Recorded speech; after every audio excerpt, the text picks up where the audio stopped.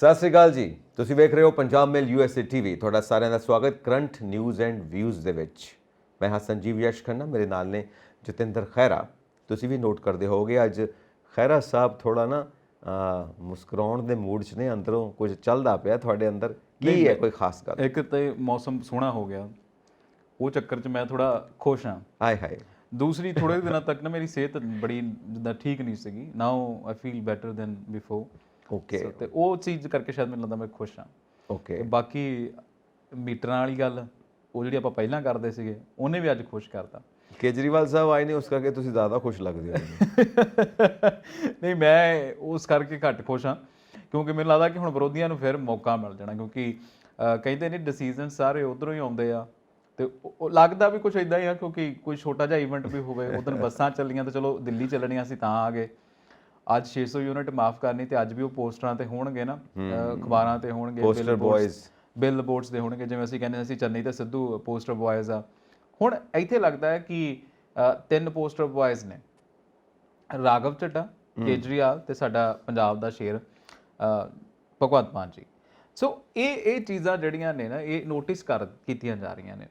ਫਿਲਹਾਲ ਚਲੋ 600 ਯੂਨਿਟ ਹੋ ਗਈ ਆ। ਮੈਨੂੰ ਲੱਗਦਾ ਹੈ ਕਿ ਹੈ ਨਾ, ਸਾਡਾ ਅਸੀਂ ਹੁਣ ਜਰਨਲਿਸਟ ਹੁੰਦੇ ਨਾ, ਤੇ ਅੱਜ ਮੈਨੂੰ ਸਵੇਰ ਦੇ ਰਿਸ਼ਤੇਦਾਰਾਂ ਦੇ 10-15 ਫੋਨ ਆ ਗਏ। ਅੱਛਾ। ਹਾਂ, ਉਹ ਸਿਰਫ ਇਹ ਪੁੱਛਦੇ ਆ, ਅੱਛਾ ਆ ਦੱਸੀ ਮਾੜਾ ਜਿਹਾ ਕਿ 300 ਯੂਨਿਟ ਕਿੱਦਾਂ 1 ਮਹੀਨੇ ਦੀ, 2 ਮਹੀਨੇ ਦੀਆਂ 600 ਤੇ 600 ਤੋਂ ਟੱਪ ਜਾਣ ਤੇ ਬਾਕੀਆਂ ਦਾ ਵੀ ਮਤਲਬ ਉਹਨਾਂ ਨੂੰ ਲੱਗਦਾ ਕਿ ਜਿੱਦਾਂ ਹੁਣ ਹੁੰਦਾ ਨਾ ਕਿ ਅਸੀਂ ਸਾਰੀਆਂ ਚੀਜ਼ਾਂ ਦਾ ਤੁਹਾਨੂੰ ਪਤਾ ਹੁੰਦਾ। ਫਿਰ ਉਹ ਫੋਨ ਕਰਦੇ ਰਹਿੰਦੇ। ਅੱਜ ਸਵੇਰੇ ਉਹ ਵਾਹਵਾ ਖੁਸ਼ ਸੀਗੇ ਨਾ। ਇੱਕ ਹੈ, ਚਲੋ ਦੇਖਦੇ ਆ ਕੀ ਹੁੰਦਾ ਆ।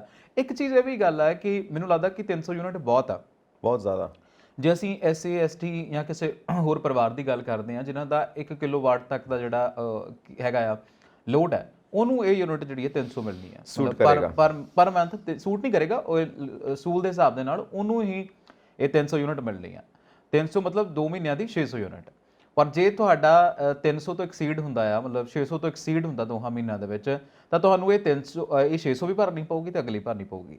ਮੈਨੂੰ ਕਿਤੇ ਨਾ ਕਿਤੇ ਇਹ ਚੀਜ਼ ਚੰਗੀ ਲੱਗਦੀ, ਕਿਉਂਕਿ ਪੰਜਾਬ ਦਾ ਖਜ਼ਾਨਾ ਬਹੁਤ ਖਾਲੀ ਆ। ਫ੍ਰੀ ਬਾਈਜ਼ ਤਾਂ ਅਸੀਂ ਦੇਣੀਆਂ ਚਾਹੁੰਦੇ ਹਾਂ, ਕਿਉਂਕਿ ਕਹਿੰਦੇ ਜੀ ਇਹਦੇ ਨਾਲ ਬੜੇ ਪਰਿਵਾਰਾਂ ਨੂੰ ਜਿਹੜਾ ਆ 43 ਲੱਖ ਦੇ ਕਰੀਬ ਜਿਹੜੇ ਪਰਿਵਾਰ ਨੇ, ਕਹਿੰਦੇ ਉਹਨਾਂ ਨੂੰ ਫਾਇਦਾ ਹੋਏਗਾ। ਕੁਝ ਕੋਈ ਕਹਿੰਦਾ ਆ ਨਾ, ਪਰ ਇੱਕ ਇਹ ਵੀ ਗੱਲ ਦੇਖਣ ਵਾਲੀ ਹੈ ਸੰਜੀਵ ਜੀ, ਤੇ ਇਹਦੇ ਨਜਾਇਜ਼ ਫਾਇਦੇ ਵੀ ਉਠਾਏ ਜਾਣੇ ਆ। ਪਹਿਲਾਂ ਸਾਨੂੰ 200 ਮਿਲਦੀ ਸੀ, ਜਿਹੜੇ ਪਰਿਵਾਰ ਸੰਜਮ ਨਾਲ ਵਰਤਦੇ ਆ, ਮੈਨੂੰ ਲੱਗਦਾ ਕਿ ਉਹਨਾਂ ਨੂੰ ਪਤਾ ਹੈ ਕਿ ਅਸੀਂ ਇੰਨੇ ਕੀ ਵਰਤਣੀ ਆ, ਸ਼ਾਇਦ ਉਹਨਾਂ ਦਾ 200 ਚ ਵੀ ਨਹੀਂ ਸੀ ਬਿੱਲ ਆਉਂਦਾ। ਹੁਣ 300 ਫਿਰ 100 ਵੱਧ ਹੋ ਗਈ ਆ। ਇੱਕ ਮੈਨੂੰ ਲੋਕੀ ਜਿਹੜੇ ਵਿਰੋਧ ਕਰਦੇ ਨੇ ਵੀ ਨਹੀਂ ਜੀ ਤੁਸੀਂ ਇੱਦਾਂ ਕਾਹਤੋਂ ਕਰ ਰਹੇ ਹੋ, ਜੇ 600 ਮਾਫ ਕਰਦੀ ਤਾਂ ਮਾਫ ਹੀ ਕਰ ਦਿਓ। ਇਹਦਾ ਮਤਲਬ ਇਹ ਥੋੜੀ ਵੀ ਸਰਕਾਰਾਂ ਦੇ ਵੀ ਕੋਈ ਅਸੂਲ ਆ।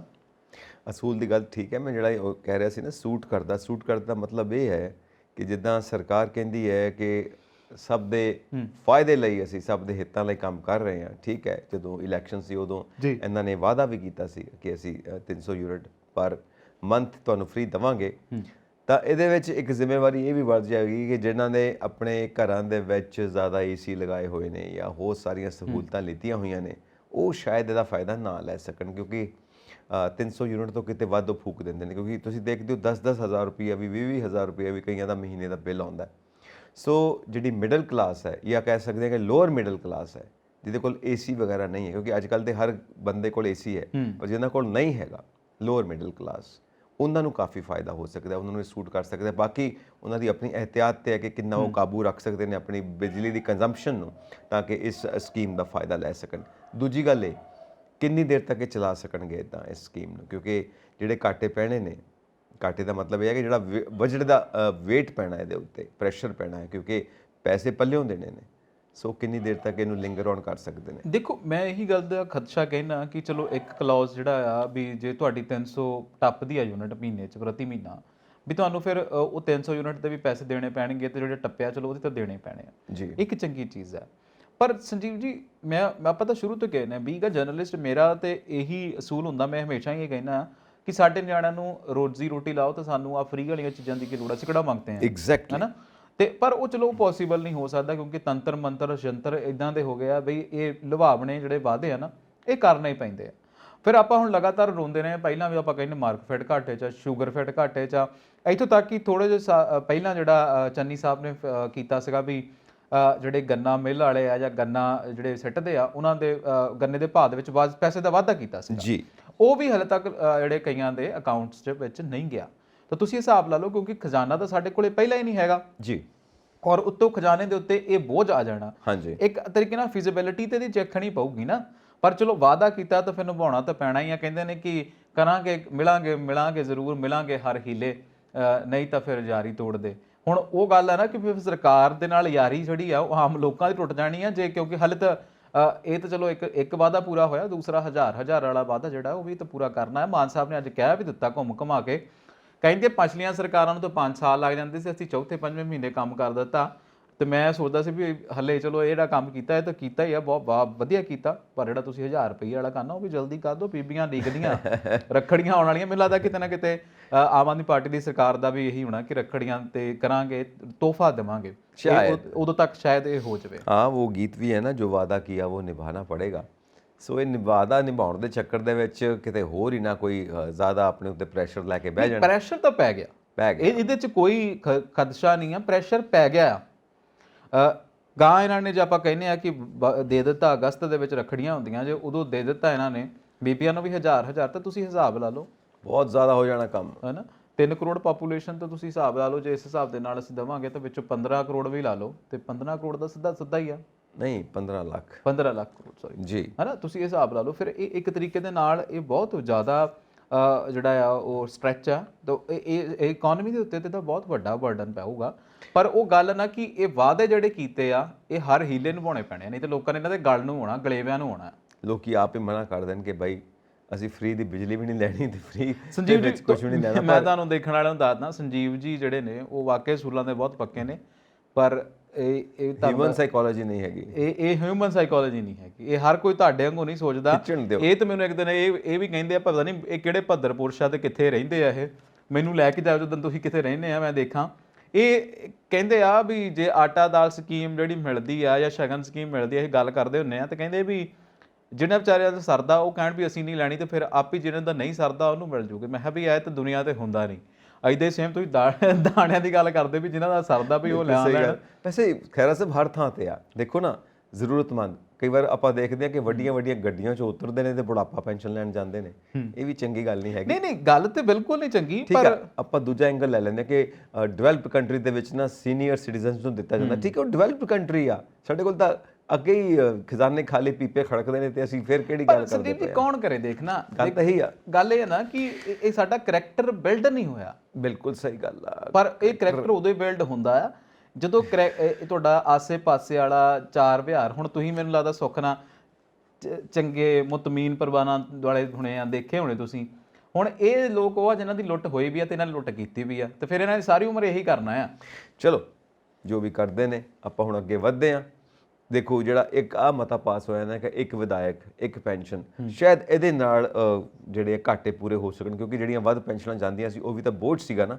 ਉਧਰੋਂ ਜੇ ਪੈਸੇ ਬਚਾ ਲੈਣ ਤਾਂ ਹੋ ਸਕਦਾ ਜਿਹੜੀ ਇਹ ਫ੍ਰੀ ਬਿਜਲੀ ਦੇਣੀ ਹੈ ਕੰਪਨਸੇਟ ਹੋ ਜਾਵੇ, ਤੇ ਨਾਲ ਜਿਹੜਾ ਤੁਸੀਂ ਇਹ ਰੱਖੜੀ ਦੇ ਉੱਤੇ 1000 ਰੁਪਏ ਦਾ ਵੀ ਬੈਨੀਫਿਟ ਦੇਣਾ ਚਾਹੁੰਦੇ ਹੋ ਸਾਰੀਆਂ ਲੇਡੀਜ਼ ਨੂੰ। ਨਹੀਂ, ਮੈਂ ਨਹੀਂ ਦੇਣਾ ਚਾਹੁੰਦਾ, ਇਹ ਦੇਣਾ ਤਾਂ ਮਾਨ ਸਾਹਿਬ ਹੋਣੀ ਚਾਹੁੰਦੇ ਆ, ਦੇਣਾ ਉਹਨਾਂ ਨੇ ਹੀ ਹੈ। ਤੁਸੀਂ ਉਹਨਾਂ ਦੀ ਸਾਈਡ ਲੈ ਰਹੇ ਹੋ ਕਿਉਂਕਿ ਰੱਖੜੀ ਆਉਣ ਵਾਲੀ ਹੈ ਨਾ। ਨਹੀਂ, ਮੈਂ ਸੋਚਦਾ ਸੀ ਜਿੰਨੀ ਜਲਦੀ ਹੋ ਜਾਵੇ, ਕੰਨ 'ਚ ਚੱਲ ਗੱਲ ਪਾਈ ਵੀ ਮੈਂ ਆਪਣੇ ਚੈਨਲ ਥਰੂ ਦੱਸ ਰਿਹਾ ਸੀ ਬੀਬੀਆਂ ਨੂੰ ਵੀ ਰੱਖੜੀ ਆਉਣ ਵਾਲੀ ਆ, ਮਾਨ ਸਰਕਾਰ ਤੋਂ ਤੋਹਫਾ ਮੰਗ ਲਓ। ਪੱਜ ਅੱਜ ਨਹੀਂ ਹੁੰਦਾ, ਏਦਾਂ ਬੀਬੀਆਂ ਕਰਦੀਆਂ ਨਹੀਂ ਹੁੰਦੀਆਂ ਪਿੰਡ ਨਾਲ ਵੀ ਸੂਟ ਲੈਣਾ ਆ ਤੇ ਤੋਂ ਚੰਗਾ ਸੂਟ ਲੈਣਾ ਇਸ ਵਾਰੀ, ਮੁੰਡੇ ਤੇ ਦਾ ਵਿਆਹ ਹੋਇਆ, ਭੱਜਣਾ ਹੀ ਹੁੰਦਾ। ਹੁਣ ਉਹ ਰੱਖੜੀ ਵਾਲਾ ਸੀਨ ਵੀ ਤਾਂ ਭੱਜਣਾ ਹੀ ਆ। ਬਾਕੀ ਆਹ ਵਾਲੀ ਗੱਲ ਤੁਸੀਂ ਕਹਿੰਦੇ ਹੋ ਕਿ ਪੈਨਸ਼ਨਾਂ ਦੀ, ਇਹ ਠੀਕ ਆ, ਬਹੁਤ ਚੰਗੀ ਗੱਲ ਆ, ਪਰ ਇਹ ਸੂਟ ਨਹੀਂ ਕਰਦੀ ਸਾਡੀ ਪੋਲੀਟੀਕਲ ਸਿਸਟਮ ਨੂੰ, ਰਾਜਨੀਤਿਕ ਤੰਤਰ ਨੂੰ। ਮੈਨੂੰ ਲੱਗਦਾ ਇਹ ਮਤਾ ਹੀ ਪਾਸ ਹੋਇਆ, ਹਲੇ ਇਹ ਮਤਾ ਬਿਲਕੁਲ, ਪਰ ਇੱਕ ਬੜਾ ਕੁਝ ਹੋਣਾ ਹੈ ਜੇ ਨਾ ਕਾਨੂੰਨ ਬਣ ਜਾਵੇ ਤਾਂ ਬਹੁਤ ਚੰਗੀ ਗੱਲ ਆ। ਕਿਉਂਕਿ ਦੇਖੋ 75 ਸਾਲ ਹੋ ਗਏ ਆਜ਼ਾਦ ਹੋਇਆ ਨੂੰ, ਕੀ ਕਰਦੇ ਆ ਜਿਹੜੇ ਇਹਨਾਂ ਨੂੰ 5-5 ਪੈਨਸ਼ਨਾਂ 6-6 ਪੈਨਸ਼ਨਾਂ ਦੇ ਦਈਏ? ਕੀ ਕੀਤਾ ਇਹਨਾਂ ਨੇ ਸਾਡੇ ਲਈ? ਅੱਜ ਵੀ ਸਾਡਾ ਬ੍ਰੇਨ ਡਰੇਨ ਪੂਰੀ ਦੁਨੀਆ ਦੇ ਵਿੱਚ, ਪੂਰੇ ਭਾਰਤ ਦੇ ਮੁਕਾਬਲੇ ਪੰਜਾਬ ਦਾ ਬ੍ਰੇਨ ਡਰੇਨ ਸਭ ਤੋਂ ਜ਼ਿਆਦਾ। ਐਕਸਪਲੋਇਟੇਸ਼ਨ ਪੰਜਾਬ ਦੇ ਵਿੱਚ ਜ਼ਿਆਦਾ, ਫਸਲੀ ਚੱਕਰ ਅਸੀਂ ਮਾਰਤਾ, ਪਾਣੀ ਸਾਡਾ ਮਰ ਗਿਆ, ਲੋਕ ਸਾਡੇ ਗਨ ਕਲਚਰ ਨੂੰ ਪ੍ਰਮੋਟ ਇਹਨਾਂ ਨੇ ਕਰਤਾ, ਲੋਕ ਸਾਡੇ ਮਰੀ ਜਾਂਦੇ। ਕੀ ਕੀਤਾ 75 ਸਾਲ ਜਿਹੜੇ ਤੁਸੀਂ ਸਾਨੂੰ 6-6 7-7 ਪੈਨਸ਼ਨਾਂ ਦਈਏ? ਜਦੋਂ ਤੁਸੀਂ ਵਿਧਾਨ ਸਭਾ 'ਚ ਬੈਠਦੇ ਆ ਤਾਂ ਕਦੀ ਹੱਕ ਸੱਚ ਦੀ ਗੱਲ ਕੀਤੀ ਕਿ ਨਹੀਂ ਕੀਤੀ? ਜਿਹੜੇ ਵੱਡੇ ਘਪਲੇ ਕੀਤੇ ਨੇ ਉਹ ਘਪਲੇ ਕਰਨ 'ਚ ਮਿਹਨਤ ਨਹੀਂ ਲੱਗਦੀ, ਦਿਮਾਗ ਨਹੀਂ ਲੱਗਦਾ, ਤਾਂ ਹੁਣ ਉਹ ਆਪਣਾ ਮੇਨਟੇਨ ਵੀ ਤਾਂ ਕਰਨਾ ਨਾ ਉਹਨਾਂ ਨੇ ਆਪਣੇ ਆਪ ਨੂੰ, ਤਾਂ ਇਸ ਕਰਕੇ 5-5 ਪੈਨਸ਼ਨਾਂ ਲੈ ਰਹੇ ਸੀ। ਚਲੋ ਹੁਣ ਮਾਨ ਸਾਹਿਬ ਨੇ ਕਿਹਾ ਬਈ ਨਹੀਂ, ਇੱਕੋ ਨਾਲ ਗੁਜ਼ਾਰਾ ਕਰਨਾ ਪੈਣਾ, ਕਿਉਂਕਿ ਉਹਨਾਂ ਦੇ ਮੁਤਾਬਿਕ ਜਿਹੜੇ ਘਪਲੇ ਕਰਨ ਵਾਲੇ ਨੇ, ਰਿਸ਼ਵਤਾਂ ਵਾਲੇ ਨੇ, ਭ੍ਰਿਸ਼ਟਾਚਾਰ ਵਾਲੇ ਨੇ, ਉਹਨਾਂ ਸਾਰਿਆਂ ਨੂੰ ਅੰਦਰ ਕਰ ਦਿਓ, ਉਹਨਾਂ ਸਾਰਿਆਂ ਦੇ ਉੱਤੇ ਇਨਕੁਆਇਰੀ ਚਲਾ ਦਿਓ। ਹੁਣ ਮੈਂ ਇੱਕ ਗੱਲ ਸੋਚੀ ਪੈ ਜਾਂਦਾ, ਤੁਸੀਂ ਜੇ ਸਾਰਿਆਂ ਦੇ ਉੱਤੇ ਚਲਾ ਦਿੱਤੀ ਤੇ ਬਚੂਗਾ ਕੌਣ? ਨਹੀਂ ਚਲੋ ਦੇਖੋ ਨਾ, ਕਹਿੰਦੇ ਹੁੰਦੇ ਆ, ਦੇਖੋ ਸੰਜੀਵ ਜੀ ਆਹ ਗੱਲ ਤੇ ਨਹੀਂ ਹੈਗੀ, ਕੋਈ ਹੈਗਾ ਜਿਹੜਾ ਤੁਸੀਂ ਦੁੱਧ ਦਾ ਧੋਤਾ ਹੋਊ? ਦੇਖੋ ਜੇ ਕੋਈ ਵੀ ਨਹੀਂ ਤਾਂ ਫਿਰ ਸਾਰਿਆਂ ਨੂੰ ਇੱਕੋ ਹੀ ਰਸਤੇ ਬੰਨਣਾ ਚਾਹੀਦਾ ਨਾ।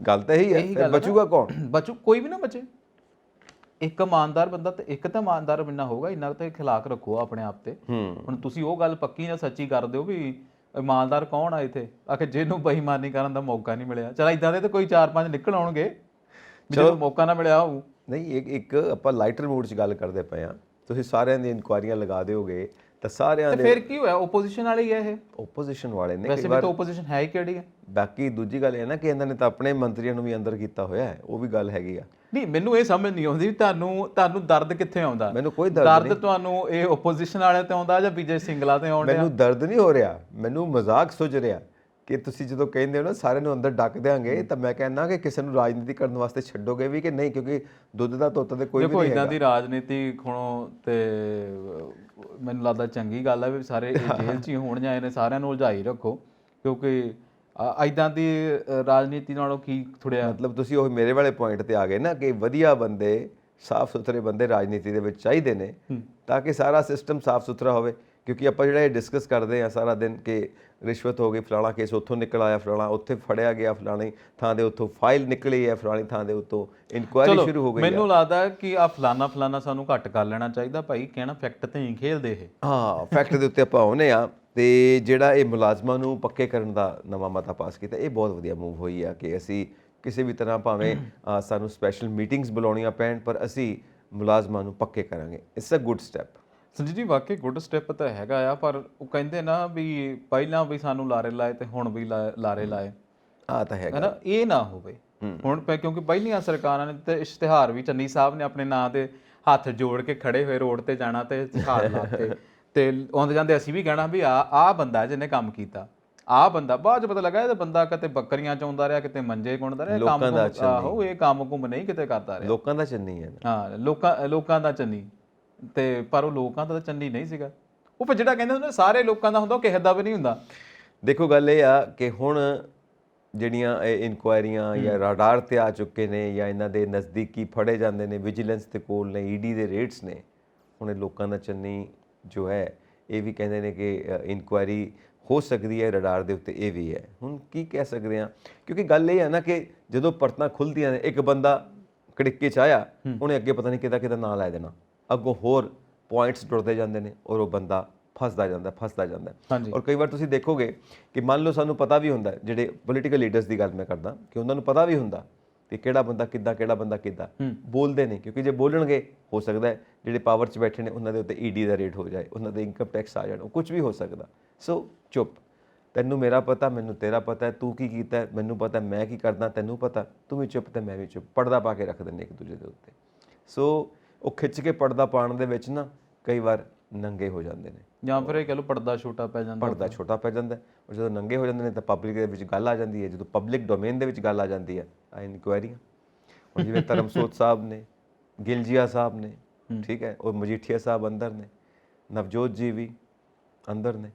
ਸੋ ਤੁਸੀਂ ਦੇਖੋ ਜੋ ਹਾਲਾਤ ਬਣੇ ਹੋਏ ਨੇ। ਖੈਰ ਨਹੀਂ, ਚਲੋ ਇੱਥੇ ਨਵਜੋਤ ਸਿੰਘ ਸਿੱਧੂ ਹੁਣਾਂ ਦਾ ਨਾਮ ਸਾਨੂੰ ਡਿਫਰੈਂਟ ਹੈ, ਕਰਪਸ਼ਨ ਨਹੀਂ ਲੈਣਾ ਚਾਹੀਦਾ, ਡਿਫਰੈਂਟ ਹੈ, ਕਿਉਂਕਿ ਜਿਹੜੇ ਬੰਦੇ ਨੇ ਨਹੀਂ ਕੀਤੀ ਬਈ, ਕਿਉਂਕਿ ਦੇਖੋ ਲੱਖ ਉਹ ਬੁਰੇ ਹੋਣ, ਲੱਖ ਉਹਨਾਂ ਦੀ ਜ਼ੁਬਾਨ ਦੇ ਉੱਤੇ ਕੰਟਰੋਲ ਨਾ ਹੋਵੇ, ਪਰ ਜਿਹੜਾ ਬੰਦਾ ਕਰਪਸ਼ਨ ਦੇ ਵਿੱਚ ਨਹੀਂ ਫਸਿਆ, ਕਿਉਂਕਿ ਸਾਰੇ ਆਪਾਂ ਕਹਿੰਦੇ ਕਰਪਸ਼ਨ ਦੇ ਵਿੱਚ ਆ।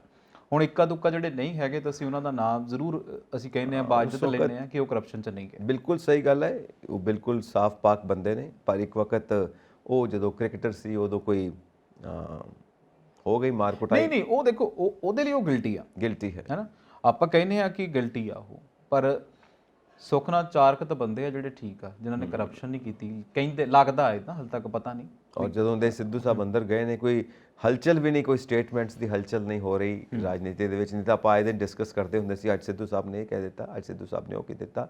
ਖੈਰ ਬੜੇ ਚੰਗੇ ਕੰਮ ਕੀਤੇ ਨੇ, ਕਰਤਾਰਪੁਰ ਸਾਹਿਬ ਦਾ ਲਾਂਘਾ ਖੁਲਵਾਇਆ, ਬਹੁਤ ਅੱਛੇ ਕੰਮ ਕੀਤੇ ਨੇ। ਵੈਸੇ ਮੈਂ ਗੱਲ ਕਰ ਰਿਹਾ ਕਿ ਨਹੀਂ ਤੁਹਾਡੇ ਪਸੰਦੀਦਾ ਤੁਸੀਂ ਕਾਹਤੋਂ ਨਹੀਂ ਮੰਨਦੇ ਹੁੰਦੇ? ਚਲੋ ਮੇਰੇ ਤਾਂ ਸਾਰੇ ਪਸੰਦੀਦਾ ਨੇ ਜਿਹੜੇ ਚੰਗੇ ਕੰਮ ਕਰਨਗੇ।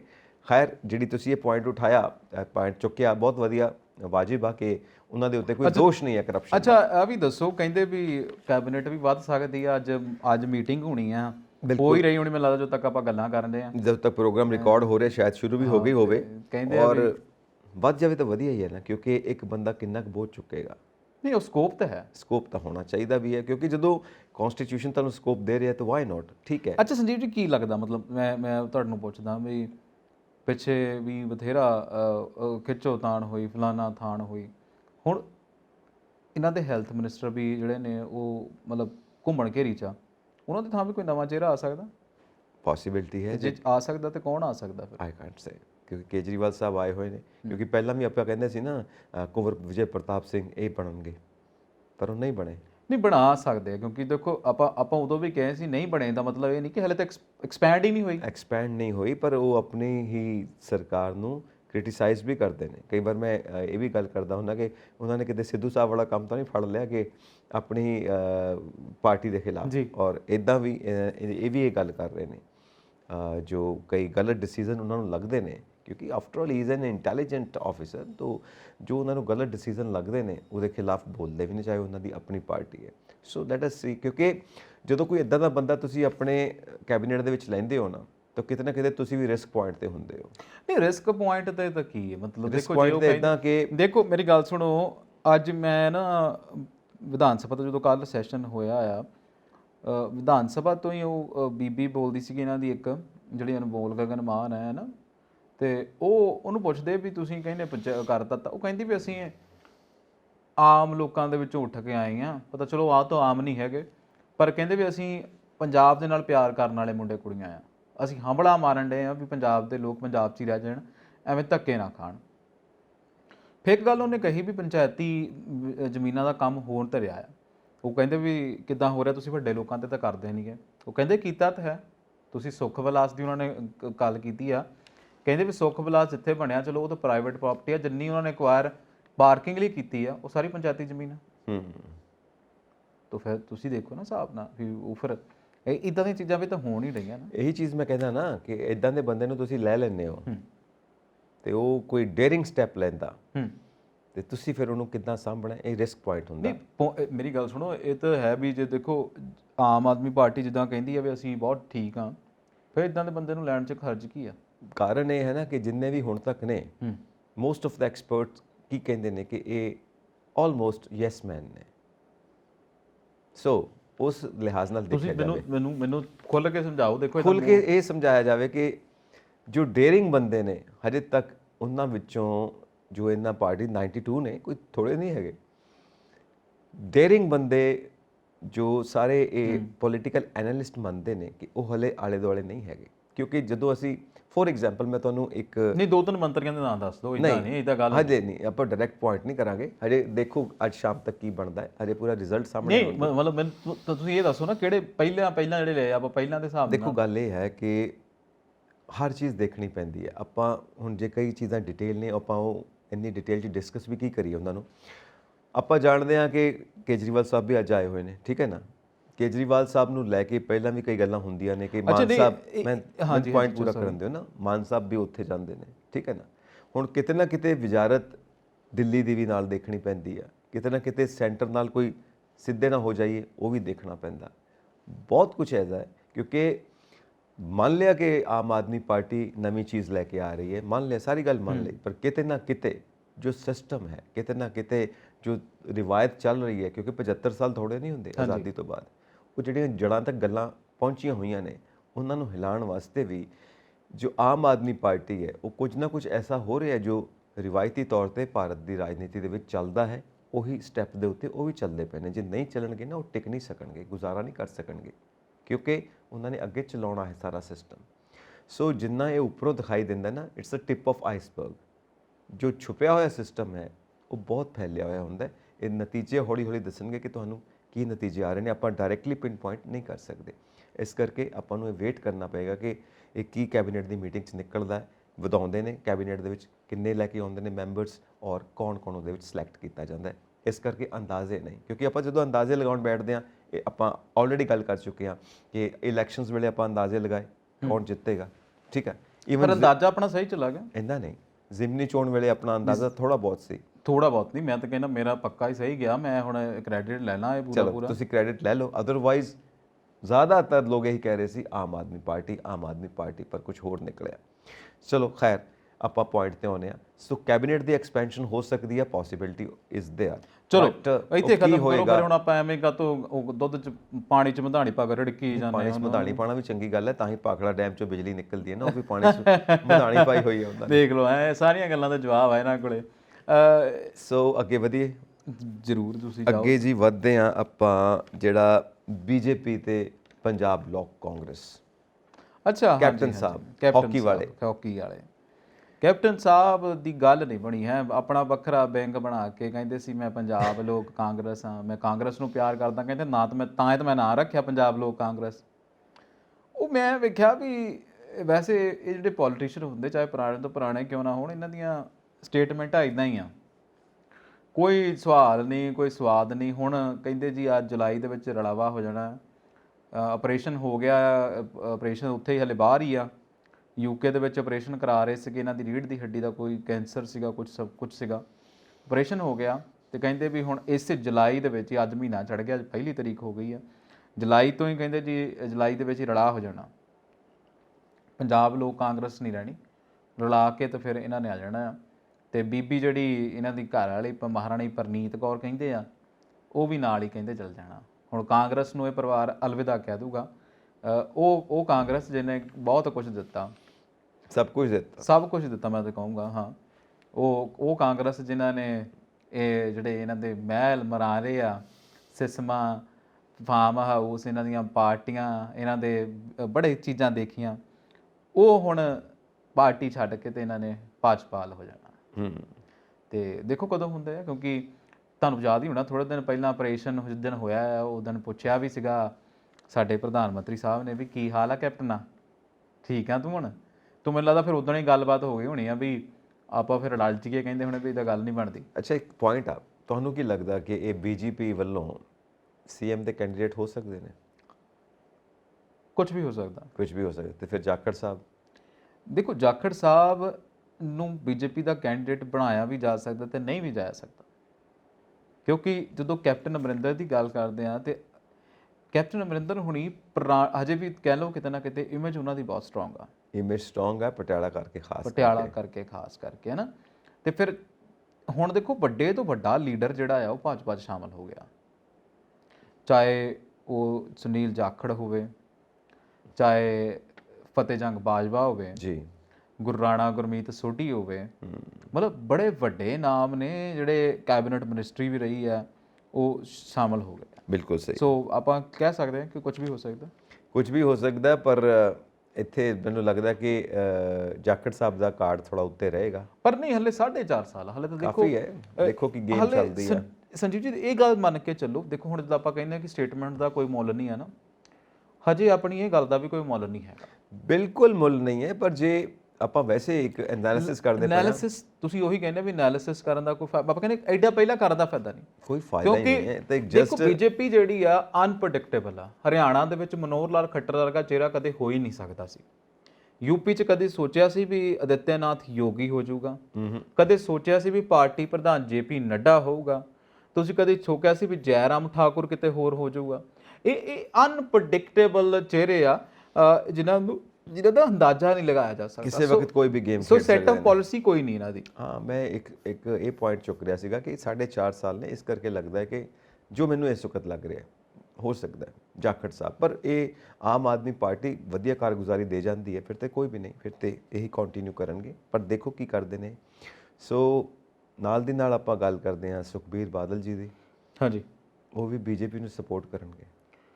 ਦੇਖੋ ਪਰ ਇਹ ਸਾਡੇ ਦਰਸ਼ਕ ਕਹਿਣਗੇ ਕਾਹਦੇ ਸਪੋਰਟ ਕਰਨਗੇ, ਪਹਿਲਾਂ ਵੀ ਤਾਂ ਨਾਲ ਹੀ ਸੀਗੇ, ਫਿਰ ਸਾਥ ਕਿਉਂ ਛੱਡ ਦਿੱਤਾ ਕਿਸਾਨ ਅੰਦੋਲਨ ਵੇਲੇ, ਹੁਣ ਕਾਹਦੇ ਸਪੋਰਟ ਕਰਨਾ, ਇਹ ਕਲੀਅਰ ਕਰੋ। ਨਹੀਂ ਦੇਖੋ, ਸਪੋਰਟ ਤੇ ਅਗਲੇ ਪਹਿਲਾਂ ਵੀ ਕਹਿੰਦੇ ਅੰਦਰੋਂ ਖੰਦਰੀ ਕਰਦੇ ਹੀ ਇੱਕ ਦੂਸਰੇ। ਬਿਲਕੁਲ ਹੈ ਹੀ ਆ ਤਾਂ ਗੱਲਾਂ ਸਿਰ ਤੋਂ ਕਹਿੰਦੇ ਪਾਣੀ ਲੱਥ ਗਿਆ ਹੈ ਨਾ ਜੀ। ਉਹ ਕਹਿੰਦੇ ਜੀ ਅੰਦਰ ਖਾਤੇ ਗੱਲਾਂ ਹੋਈਆਂ ਵੀ ਕਹਿੰਦੇ ਅਸੀਂ ਮਨਾਉਣ ਦੀ ਬਹੁਤ ਕੋਸ਼ਿਸ਼ ਕੀਤੀ ਆ, ਅਸੀਂ ਤਾਂ ਵੱਡੇ ਬਾਦਲ ਸਾਹਿਬ ਨੂੰ ਵੀ ਨਾਲ ਲੈ ਗਏ, ਪਰ ਲੋਕੀ ਹੁਣ ਸਾਨੂੰ ਬੁਰਿਆਂ ਤੋਂ ਮੋੜ ਦਿੰਦੇ ਆ। ਉਹ ਕਹਿੰਦੇ ਵੀ ਚਲੋ ਇਦਾਂ ਕਰਦੇ ਆ ਵੀ ਅਲੱਗ ਹੋ ਜਾਂਦੇ ਆ। ਹੁਣ ਅਲੱਗ ਹੋ ਗਏ, ਕਹਿੰਦੇ ਚਲੋ ਤੁਸੀਂ ਜਿੱਦਾਂ ਕਹਿੰਦੇ ਹੁੰਦੇ ਹੋ, ਕੀ ਕਹਿੰਦੇ ਹੁੰਦੇ ਹੈਂਡ ਇਨ ਗਲਵਜ਼, ਉਹ ਹੈਂਡ ਇਨ ਗਲਵਜ਼ ਇਹਨਾਂ ਦੇ ਹੈਗਾ ਹੀ ਆ ਜੀ, ਹੈਂਡ ਇਨ ਗਲਵਜ਼ ਤਾਂ ਹੈਗੇ ਹੀ ਆ। ਹਨਾ। ਫਿਰ ਉਹ ਹੁਣ ਜਿੱਦਾਂ ਇੱਕ ਕਹਿ ਲਓ ਕਿ ਇਹ ਹੁੰਦਾ ਆ, ਇਹ ਜਿਹਨੂੰ ਕਹਿ ਲਓ ਕਿ ਤਰੀਕਾ ਹੀ ਹੁੰਦਾ ਆ, ਟ੍ਰੈਡੀਸ਼ਨ ਕਹਿ ਲਓ ਕਿ ਜਦੋਂ ਕੋਈ ਪਾਰਟੀ ਜਿਹੜੀ ਸੱਤਾਧਾਰੀ ਪਾਰਟੀ ਹੁੰਦੀ ਆ ਕੇਂਦਰ ਦੇ ਵਿੱਚ, ਉਹਨੇ ਆਪਣਾ ਰਾਸ਼ਟਰਪਤੀ ਜਿਹੜਾ ਨਾਮੀਨੀ ਹੁੰਦਾ ਆ ਉਹਨੂੰ ਲਾਂਚ ਕਰਨਾ ਹੁੰਦਾ, ਤੇ ਪੇਪਰ ਭਰਨ ਤੋਂ ਬਾਅਦ ਉਹ ਫਿਰ ਵੱਖ ਵੱਖਰੀਆਂ ਵਿਰੋਧੀ ਪਾਰਟੀਆਂ ਤੋਂ ਜਾਂਦੀ ਹੈ ਵੀ ਸਾਨੂੰ ਸਪੋਰਟ ਵਿੱਚ, ਹੈ ਨਾ। ਤੇ ਉਹ ਸੇਮ ਚੀਜ਼ ਹੋਈ ਆ ਸੁਖਬੀਰ ਬਾਦਲ ਤੋਂ ਜੇਪੀ ਨੱਡਾ ਹੁਣ ਆਪਨੇ ਰੋਕ ਲਿਆ। ਤਸਵੀਰਾਂ ਜਿਹੜੀਆਂ ਕਹਿੰਦੇ ਜੀ ਬਾਹਰ ਹੀ ਰੋਕ ਲਿਆ, ਇਦਾਂ ਹਾਸੇ ਠੇਠੇ ਵਾਲੀਆਂ ਤਸਵੀਰਾਂ ਆ, ਜਿੱਦਾਂ ਸੁਖਬੀਰ ਬਾਦਲ ਹੋਣਾ ਦਾ ਇੱਕ ਤਰੀਕਾ, ਇੱਕ ਆਪਣਾ ਹੀ ਸਟਾਈਲ ਆ ਕਿ ਮਤਲਬ ਖੁੱਲ ਕੇ ਜੇ ਨਾ ਉਹ ਗੁਰੂ ਉਹ ਫਲਾਨਾ ਫਲਾਨਾ, ਹੈ ਨਾ। ਸਹੀ ਹੈ, ਉਹ ਵਾਲਾ ਸਟਾਈਲ ਦੇ ਵਿੱਚ ਹੀ ਗੱਲਾਂ ਹੋਈਆਂ। ਇੱਦਾਂ ਲੱਗਦਾ ਸੀ ਵੀ ਇਹਨਾਂ ਦੀ ਕੋਈ ਨਾਰਾਜ਼ਗੀ ਨਹੀਂ ਹੈਗੀ। ਉਹ ਕਹਿੰਦੇ ਕੋਈ ਨਾ, ਆਪਾਂ ਤੁਹਾਡੇ ਨਾਲ ਖੜੇ ਆ। ਦ੍ਰੋਪਦੀ ਮੁਰਮੂ ਨੂੰ ਜਿਹੜਾ ਆ ਉਹ ਰਾਸ਼ਟਰਪਤੀ ਤਾਂ ਉਹਨਾਂ ਨੇ ਬਣਨਾ ਹੀ ਆ, ਆਪਾਂ ਸਾਰੇ ਜਾਣਦੇ ਆ। ਨਾਰਾਜ਼ਗੀ ਵੀ ਕਾਹਦੀ ਹੋਣੀ ਆ, ਨਾਰਾਜ਼ਗੀ ਕਰਨ ਵਾਲਾ ਕੋਈ ਗਰਾਊਂਡ ਹੀ ਨਹੀਂ ਹੈ। ਨਹੀਂ, ਪੋਲੀਟੀਕਲ ਦੇਖੋ ਇਹਦੇ ਵਿੱਚ ਤਾਂ ਕਿਸੇ ਦੀ ਚੱਲਣੀ ਨਹੀਂ, ਤੁਸੀਂ ਨਾਰਾਜ਼ ਹੋ ਵੀ, ਕਿਉਂਕਿ ਮੈਨੂੰ ਕਈ ਵਾਰ ਲੱਗਦਾ ਹੁੰਦਾ ਕਿ ਸਾਡਾ ਸਿਸਟਮ ਬੜਾ ਵੱਲੜਾ ਜਿਹਾ ਸਿਸਟਮ ਆ। ਇਹਦੇ ਤੇ ਨਾ ਇਹ ਜਿਹੜੀ ਸਭ ਤੋਂ ਵੱਡੀ ਪੋਸਟ ਹੈ, ਇਹਨੂੰ ਅਸੀਂ ਰੈਵਰਡ ਸਟੈਂਪ ਕਹਿੰਦੇ ਆ। ਸੋ ਫਿਰ ਕੋਈ ਵੀ ਬਣ ਜਾਏ, ਕੋਈ ਫਰਕ ਤਾਂ ਪੈਣਾ ਨਹੀਂ ਖਾਸ। ਗੱਲ ਤਾਂ ਇਹੀ ਹੈ। ਔਰ ਵੈਸੇ ਵੀ ਝਗੜੇ ਕਾਦੇ, ਹੁਣੇ ਲੜਾਈਆਂ ਝਗੜੇ ਹੋਣਗੇ, ਹੁਣੇ ਜੱਫੀਆਂ ਪੈ ਜਾਣਗੀਆਂ, ਕਿਉਂਕਿ ਪੋਲੀਟੀਕਲ ਫਾਇਦਾ ਜਿੱਧਰ ਹੋਏਗਾ, ਚਲੋ ਅਸੀਂ ਸਾਰੇ ਜਾਣਦੇ ਹਾਂ, ਵਿੱਚੋਂ ਤਾਂ ਸਾਰੀ ਥਾਲੀ ਦੇ ਬਤਾਉ ਨੇ। ਜਿੱਧਰ ਫਾਇਦਾ, ਭਾਵੇਂ ਪਾਰਟੀ ਸੇਮ ਰਵੇ, ਪਰ ਵਿਚਾਰਧਾਰਾ ਬਦਲ ਜਾਂਦੀ ਹੈ, ਫੈਸਲੇ ਬਦਲ ਜਾਂਦੇ ਨੇ। ਨਹੀਂ, ਵਿਚਾਰਧਾਰਾ ਤੇ ਇਹਨਾਂ ਦੀ ਸੇਮ ਹੀ ਰਹਿੰਦੀ ਆ। ਜੇ ਵਿਚਾਰਧਾਰਾ ਬਦਲਦੀ ਹੁੰਦੀ ਤਾਂ ਫਿਰ ਪੰਜਾਬ ਨਾ ਬਦਲਦਾ। ਵਿਚਾਰਧਾਰਾ ਦਾ ਮਤਲਬ ਮੇਰਾ ਇਹ ਹੈ ਕਿ ਪਾਰਟੀ ਦੀ ਵਿਚਾਰਧਾਰਾ ਨਹੀਂ, ਵਿਚਾਰਧਾਰਾ ਮਤਲਬ ਇਹ ਹੈ ਕਿਹਦੇ ਨਾਲ ਦੋਸਤੀ ਕਰਨੀ ਹੈ, ਕਿਹਦੇ ਨਾਲ ਦੋਸਤੀ ਨਹੀਂ ਕਰਨੀ, ਕਿਉਂਕਿ ਹਰ ਚੀਜ਼ ਸਵਾਰਥ ਹੈ, ਮੁਨਾਫਾ ਹੈ। ਅਸੀਂ ਸਾਰੇ ਜਾਣਦੇ ਹਾਂ, ਨਾ ਦੋਸਤੀ ਪੱਕੀ, ਨਾ ਦੁਸ਼ਮਣੀ ਪੱਕੀ, ਮੌਕਾ ਪਰਸਤੀ ਪੱਕੀ। ਕਿਸ ਵਕਤ ਮੌਕਾ ਕੀ ਕਹਿੰਦਾ। ਖੈਰ, ਆਪਾਂ ਕਿਉਂ ਇੰਨੇ ਪੜਦੇ ਖੋਲ੍ਹਣੇ ਨੇ, ਅੱਗੇ ਵਧੀਏ। ਨਹੀਂ, ਤੁਸੀਂ ਖੋਲਦੇ ਆ ਬਈ, ਤੁਹਾਨੂੰ ਅੱਜ ਥ੍ਰੈਟ ਆਇਆ ਹੈ? ਨਹੀਂ, ਇਦਾਂ ਦੀ ਕੋਈ ਗੱਲ ਨਹੀਂ। ਥ੍ਰੈਟ ਹੈਗਾ ਅਮਰਨਾਥ ਯਾਤਰਾ ਤੇ। ਵਾਕਈ ਕਹਿੰਦੇ ਜੀ ਕਿ ਉਦੈਪੁਰ ਵਾਲੀ ਘਟਨਾ ਤੋਂ ਬਾਅਦ ਹੁਣ ਜਿਹੜਾ ਅਮਰਨਾਥ ਯਾਤਰਾ ਆ ਉਹਨੂੰ ਥ੍ਰੈਟ ਕਿਹਾ ਜਾਂਦਾ, ਉਹਦੇ ਤੇ ਬਹੁਤ। ਬਿਲਕੁਲ ਜੀ। ਕੱਲ ਇਹ ਖਬਰ ਆਈ ਸੀ ਸੰਜੀਵ ਜੀ, ਕਿਉਂਕਿ ਦਿਨ ਦਿਹਾੜੇ ਕਿਸੇ ਦਾ ਕਤਲ ਕਰ ਦੇਣਾ, ਬਿਲਕੁਲ ਸਹੀ, ਉਹ ਵੀ ਧੌਣ ਵੱਢ ਦੇਣੀ, ਮੈਨੂੰ ਲੱਗਦਾ ਕਿ ਬਹੁਤ ਮਾੜੀ ਚੀਜ਼ ਹੈ। ਔਰ ਅਸੀਂ ਉਮੀਦ ਵੀ ਨਹੀਂ ਕਰ ਸਕਦੇ ਕਿ ਭਾਰਤ ਵਰਗੇ ਦੇਸ਼ ਦੇ ਵਿੱਚ ਇਹ ਕੰਮ ਹੋ ਸਕਦਾ। ਦੇਖੋ, ਮੈਂ ਨਾ ਹਮੇਸ਼ਾ ਇਹ ਸੋਚਦਾ ਹੁੰਦਾ, ਇਹ ਜ਼ਰੂਰੀ ਨਹੀਂ ਕਿ ਭਾਰਤ ਵਰਗਾ ਮੁਲਕ ਜਿੱਥੇ ਹੁਣ ਇੰਨੇ ਕਰੋੜ ਪਾਪੂਲੇਸ਼ਨ, ਹਰ ਇਨਸਾਨ ਦਾ ਆਪੋ ਆਪਣਾ ਤਵੱਜਨ ਹੈ, ਹਰ ਇਨਸਾਨ ਦਾ ਆਪੋ ਆਪਣਾ ਦਿਮਾਗ ਹੈ, ਕੁਝ ਵੀ ਹੋ ਸਕਦਾ, ਆਪਾਂ ਇਹ ਨਹੀਂ ਕਹਿੰਦੇ, ਪਰ ਇਹ ਕਿਉਂ ਹੁੰਦਾ ਇਹ ਜਾਣਨਾ ਜ਼ਿਆਦਾ ਜ਼ਰੂਰੀ ਹੈ।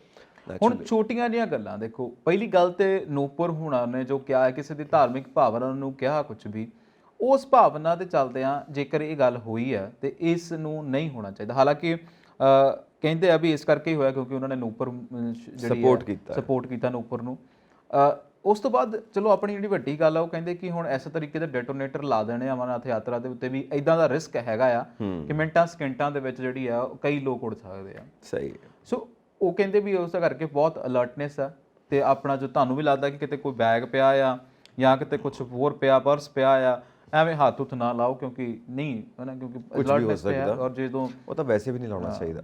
ਇੰਟੈਲੀਜੈਂਸ ਏਜੰਸੀਆਂ ਵੈਸੇ ਤਾਂ ਇਹਨਾਂ ਨੂੰ ਪਤਾ ਨਹੀਂ ਲੱਗਦਾ ਜਦੋਂ ਫੁਲਵਾਮਾ ਵਰਗਾ ਅਟੈਕ ਹੋਣਾ। ਤੁਸੀਂ ਦੇਖੋ, ਨੂਪੁਰ ਨੇ ਜੋ ਨੂਪੁਰ ਮੈਡਮ ਨੇ ਇੰਨਾ ਸਟੇਟਮੈਂਟ ਦਿੱਤੀ, ਕਿੱਥੇ ਤੱਕ ਬਖੇੜੇ ਖੜੇ ਹੋ ਗਏ ਨੇ। ਔਰ ਇਹ ਸਟੇਟਮੈਂਟ ਦੇਣ ਤੋਂ ਪਹਿਲਾਂ ਜਦੋਂ ਤੁਸੀਂ ਪਬਲਿਕ ਸਪੀਕਰ ਹੋ, ਸਪੋਕਸਮੈਨ ਹੋ, ਸਪੋਕਸ ਪਰਸਨ ਹੋ, ਤਾਂ ਤੁਹਾਨੂੰ ਕਮ ਸੇ ਕਮ ਇੱਕ ਜ਼ਿੰਮੇਵਾਰੀ ਨਾਲ ਚੱਲਣਾ ਚਾਹੀਦਾ। ਤੁਸੀਂ ਨਾ ਕਿਸੇ ਧਰਮ ਨੂੰ ਸਟੱਡੀ ਕੀਤਾ, ਨਾ ਕੋਈ ਕੰਪੈਰੀਟਿਵ ਸਟੱਡੀ ਕੀਤੀ, ਤੁਸੀਂ ਮਤਲਬ ਕਿਸ ਆਧਾਰ ਦੇ ਉੱਤੇ ਇਹੋ ਜਿਹੀਆਂ ਗੱਲਾਂ ਕਰਦੇ ਹੋ। ਔਰ ਸਾਰੇ ਮੁਲਕ ਨੂੰ ਭੁਗਤਣਾ ਪੈਂਦਾ। ਪਹਿਲਾਂ ਤਾਂ ਪੂਰੀ ਦੁਨੀਆ 'ਚ ਫਸੀਹਤ ਹੋਈ ਹੈ ਭਾਰਤ ਦੀ, ਔਰ ਸਾਡੇ ਜੋ ਉੱਥੇ ਡਿਪਲੋਮੈਟਸ ਬੈਠੇ ਨੇ ਉਹਨਾਂ ਨੂੰ ਸੇਮ ਗਵਰਨਮੈਂਟਸ ਨੇ ਬੁਲਾਇਆ, ਅਥਾਰਟੀਜ਼ ਨੇ ਬੁਲਾਇਆ, ਉੱਥੇ ਐਕਸਪਲੇਨੇਸ਼ਨ ਦਿਓ। ਉਹ ਕੀ ਐਕਸਪਲੇਨੇਸ਼ਨ ਦੇਣ, ਦੱਸੋ। ਔਰ ਦੂਜੀ ਗੱਲ, ਜੋ ਹੁਣ ਤੱਕ ਇਹ ਹਾਲਾਤ ਪਬਲਿਕ ਭੁਗਤਦੀ ਪਈ ਹੈ, ਠੀਕ ਹੈ, ਇਮੋਸ਼ਨ ਹਰੇਕ ਦੇ ਹੁੰਦੇ ਨੇ, ਕੋਈ ਤੁਹਾਡੇ ਨਾਲ ਜੁੜੇਗਾ, ਕੋਈ ਤੁਹਾਡੇ ਖਿਲਾਫ ਜੁੜੇਗਾ। ਹੁਣ ਉਹ ਤੁਹਾਡੇ ਨਾਲ ਜੁੜਿਆ ਸੋਸ਼ਲ ਮੀਡੀਆ ਦੇ ਉੱਤੇ, ਉਹਨੇ ਕੋਈ ਸਟੇਟਮੈਂਟਸ ਦਿੱਤੀਆਂ, ਉਹਦਾ ਸਰ ਕਲਮ ਕਰਕੇ ਰੱਖ ਦਿੱਤਾ, ਉਹਦਾ ਸਿਰ ਵੱਢ ਕੇ ਚੌਂਕ 'ਚ ਰੱਖ ਦਿੱਤਾ, ਜੋ ਰਿਪੋਰਟਸ ਆ ਰਹੀਆਂ ਨੇ। ਸੋ ਇਹ ਮਤਲਬ ਕਿਸੇ ਵੀ ਐਂਗਲ ਨਾਲ ਸਹੀ ਨਹੀਂ ਹੈ। ਔਰ ਇਹਦੇ ਪਿੱਛੇ ਕੀ ਹੈ ਗੇਮ, ਉਹੀ ਗੇਮ ਕਿ ਧਾਰਮਿਕ ਮਾਮਲੇ, ਧਰਮ ਦੇ ਆਧਾਰ ਦੇ ਉੱਤੇ ਰਾਜਨੀਤੀ। ਅਸੀਂ ਹਮੇਸ਼ਾ ਹੀ ਕੰਡੈਮ ਕਰਦੇ ਹਾਂ ਇਸ ਚੀਜ਼ ਨੂੰ, ਭਈ ਇੱਦਾਂ ਨਹੀਂ ਕਰਨਾ ਚਾਹੀਦਾ, ਗਲਤ ਆ। ਜੀ ਔਰ ਇੱਕ ਚੀਜ਼ ਜਾਂਦੇ ਜਾਂਦੇ ਆਪਾਂ ਕਹਿ ਦਿੰਦੇ ਆ ਕਿ ਭਾਵਰਾ ਸਾਹਿਬ ਸੁਣਿਆ ਕਿ ਉਹਨਾਂ ਦੀਆਂ ਡੈਪੂਟੇਸ਼ਨ ਦੀਆਂ ਗੱਲਾਂ ਵੀ ਹੋ ਰਹੀਆਂ ਨੇ, ਛੁੱਟੀ ਵੀ ਜਾ ਰਹੇ ਨੇ, ਜੋ ਸਾਡੇ ਪੰਜਾਬ ਦੇ ਪੁਲਿਸ ਦੇ ਹਾਲਾਤ ਬਣੇ ਹੋਏ ਨੇ।